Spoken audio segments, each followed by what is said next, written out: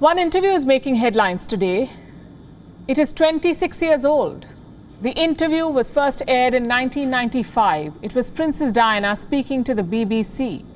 More than 2 decades later, the interview is back in the news. Turns out the BBC had tricked Diana into giving this interview. How did they do it? We'll tell you in a bit, but first I want to show you the impact of this disclosure.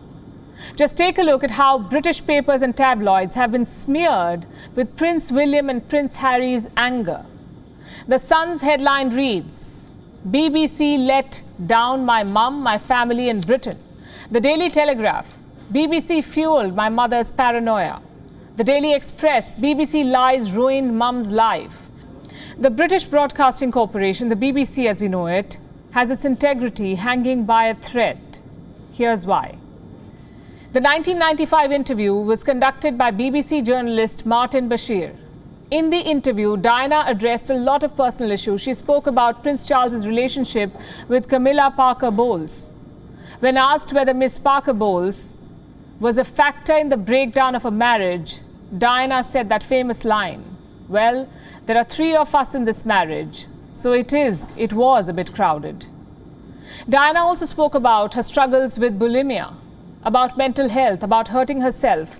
Let me read out an excerpt from that interview, and I'm quoting, "When no one listens to you, or you feel no one's listening to you, all sorts of things start to happen. For instance, you have so much pain inside yourself that you try and hurt yourself on the outside because you want help."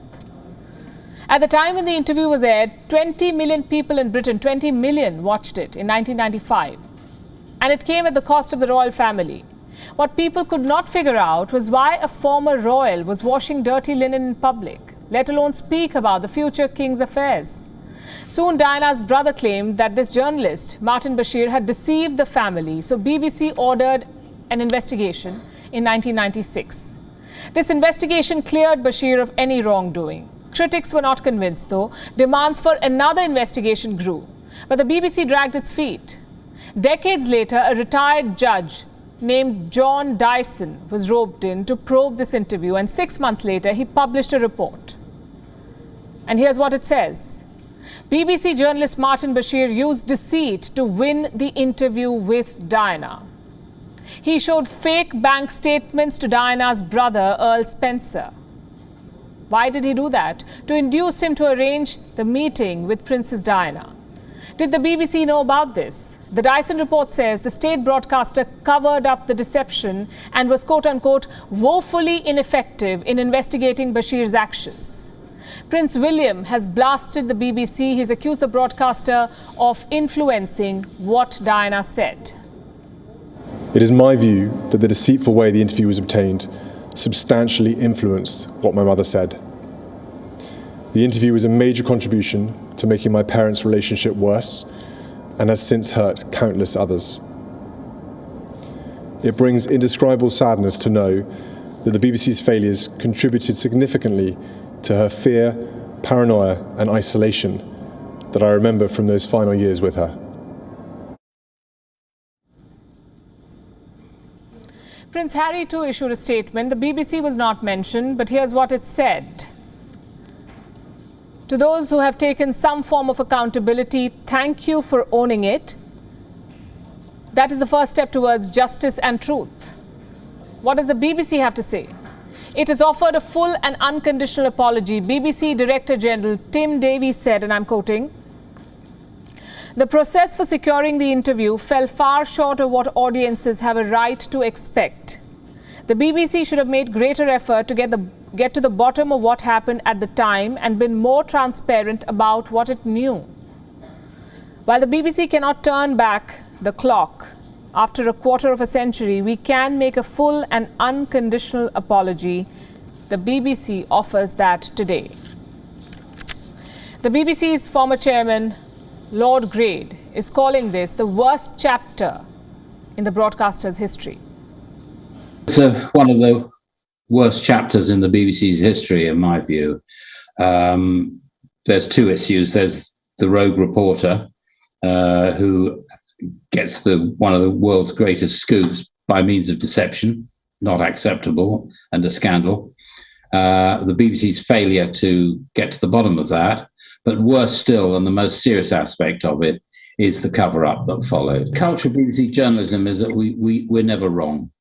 And that's the default position.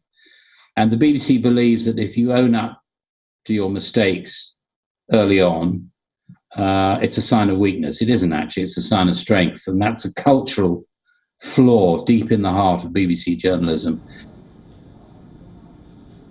Cultural flaw, he says. What is the solution? The BBC is, after all, a state broadcaster. If there is weakness and a cultural flaw in the network, then the government must press changes. The Minister of Media in the United Kingdom says the BBC needs reform. Does British Prime Minister Boris Johnson agree?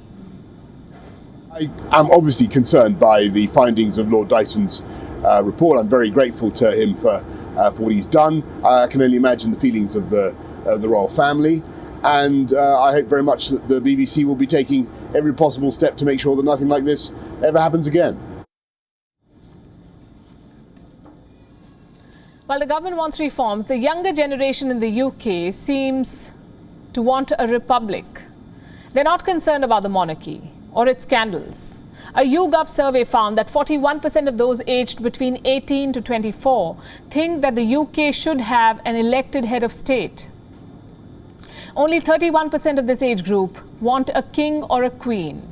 2 years ago, the monarchy found 46% support in the same age group. So what has changed? What happened in the last 2 years? And don't rewind 600 days, it's not worth it. Let's go back to March 2021. The YouGov survey comes after Prince Harry and Meghan Markle's interview. The one in which Meghan Markle spoke about her mental health and about racism in the British royal family. Just like 1995, this time too, an interview seems to have come at the cost of the royal family. WION is now available in your country. Download the app now and get all the news on the move.